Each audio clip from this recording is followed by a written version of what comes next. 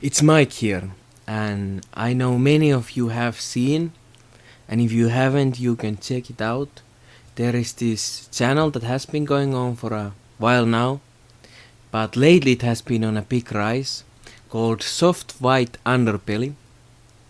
And it's this mini documentary type of channel that has these interviews originally, as far as I understand, people of Skid Row, which is this like I don't know if this is the correct way to say it, but I would call it like a slum area of Los Angeles where there is a lot of homeless people staying.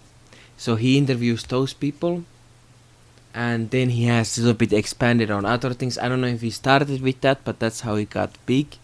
And then he interviewed a lot of other people, and also lately from other parts of United States, other than Los Angeles. And his content is interesting, and like most of the time what I'm disturbed in interviews is the editing, because you don't really get what they're saying. There has to be some editing usually, but you know, like the people who do it, they often edit it to make it like more sensational. Like it's annoying if an interviewer is biased, but it's even worse if they are sensational.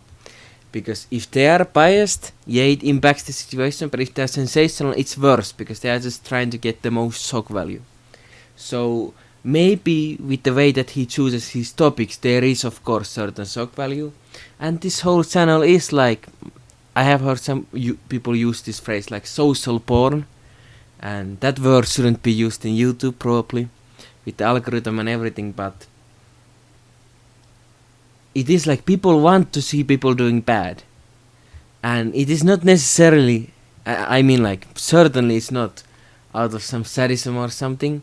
It is just that they are interested in seeing people living very differently from them, and it is more interesting when they are doing bad than they are doing good most of the time.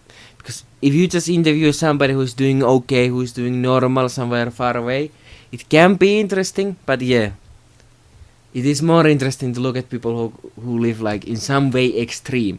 And of course being homeless is some way extreme. And he also has like Ku Klux Klan people interviews. This has been doing lately. He has actually a really interesting interview with a former prison warden and an executioner. And the best interviews that he has are the ones where he just lets them speak, and of course he asks some questions and stuff, but he most of the time he lets them speak. That is good, and those are nice. And I haven't watched, of course, all of these videos, but I have watched a lot of them. And I don't know, maybe it's just me, but I don't think it is healthy to watch like too many of these. Like I saw it and I was like, this is really nice. That it's like it's real. It's not edited too much. It doesn't seem biased in any way. It just lets these people speak. And of course, the thing is that many of these people are drunks. So even in their story, you can like you just listen 10 minutes of them speaking, and you will notice they are like contradicting themselves. So that's the thing. He is not trying to like expose the truth. The truth that he is showing is the people's situation. So the people speak, and you see in what condition they are. Especially good one that he has is this one black, I think 20 something woman. I'm checking like right now, I'm scrolling the channel while I'm speaking, because I'm not sure what's her name. But anyway, there is this one woman that they interview multiple times. I don't know, maybe they remove it or something, but if I remember correctly, she was using crack, but it might have been. Anyway, she was using some heavy drugs, and there were 3 or 4 separate interviews. And that's the thing. It showed you the development that those drugs have on you. It was just in a time period of like less than 6 months, all of those interviews, and it really showed what's going on. I think he removed that stuff. Anyway, like that was the best one, because it showed you what happens in that process, and it really was in some ways eye-opening. Like of course I've known about drugs and people use them. Okay, now I found it. It's the Amanda one. So it's they actually a prostitute called Amanda, but to me the prostitution itself, it was more about the impact of the drugs that you can see, and of course prostitution, unfortunately, it is connected often with the drugs, especially if there's homelessness too. Yeah, and it was crack. So anyway,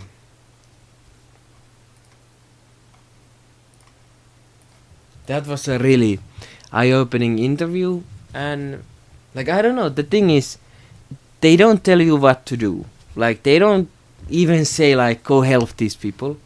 They are just like showing this situation, and then from your point of view you can think what should be done. Like should we give them should you give them money in real life and then they will use it on the trucks and it's only get worse, or should there be some government action which then might, like these things are very complicated, so they are not trying to give answers to those things. They are just showing the situation, and then that can impact your view on the world.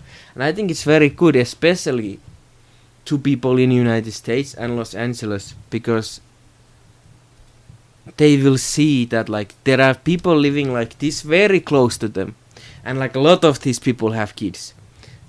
Some of them not so connected, but anyway, they have kids.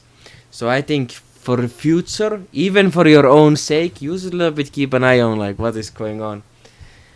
Of course, this is even more true in some countries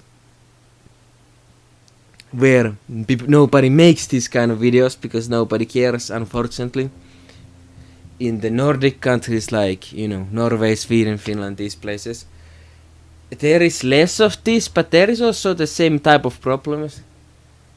And doing something like this there would be interesting, but there would be a problem of the cultural thing that I think very few people would agree to do it. And of course there already are documentaries of some of these people, and there are interviews of some of these people, but I mean like this, that like you just like take some random person, like do you want to be interviewed, you interview, they tell their life story, they tell something like that is coming off their mind. But anyway, so in this video I just was trying to say my overall thoughts about White Underbelly, and then in another video that I will probably upload before this or right after, I will talk about the more of the negative things about this channel. So check that out also on the channel and subscribe if you would like to hear some more, even though it's just me rambling. But anyways,